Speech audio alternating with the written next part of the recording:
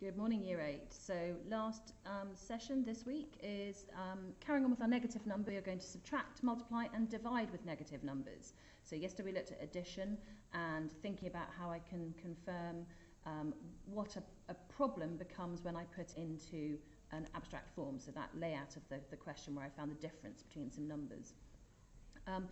Clips are up there, but I want to talk to you mainly, first of all, about when we multiply and divide negative numbers. So I want you to look at this slide here, where we're looking at multiplication. So it shows on the left-hand side that we've got a number positive 2. So you can see from the number line, it's going from 0 to 2. And then when I make it 3 times bigger, so I'm scaling it 3 times bigger, it becomes 6. So that's a concept that we use when we're looking at multiplication, using the number line and making something 3 times bigger.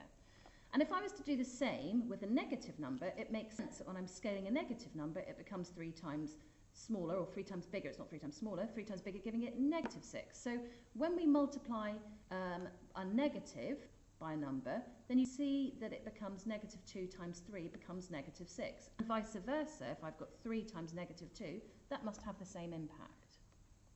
However, now, if I start by a 2 and make that multiply by negative 3, I know, using my fact that multiplication is commutative, that the answer's got to be negative 6. So actually, we can see here, if I'm scaling it by negative to be negative 6, slightly different to this one here where I started with a negative 2 and made it 3 times bigger. It's got to be that way around, knowing from what we've said. So the one thing we haven't looked at is when we start with a negative number and then we make it multiply it by a negative scale factor.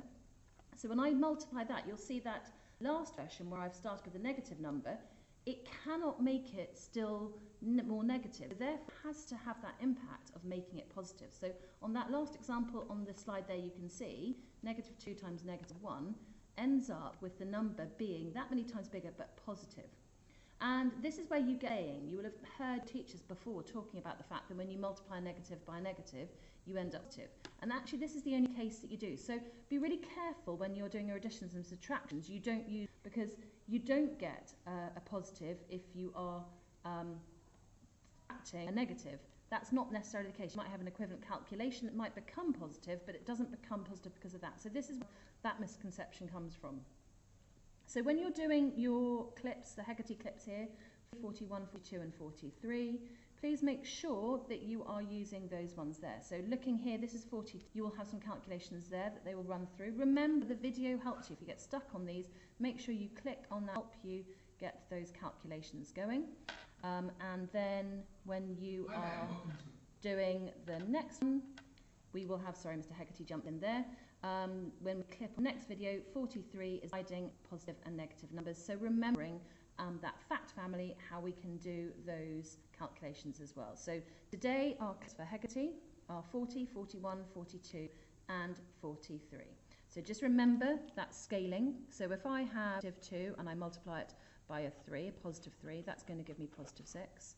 And if I have a positive 2 and I multiply that by a negative 3, that makes it negative 6 there. If I have a negative 2 and multiply it by a 3, remember that made it that negative 6. But if I have a negative 2 and I multiply a negative 3, that gave me my positive 6. So thinking about those scaling ones that I talked about earlier on in the video.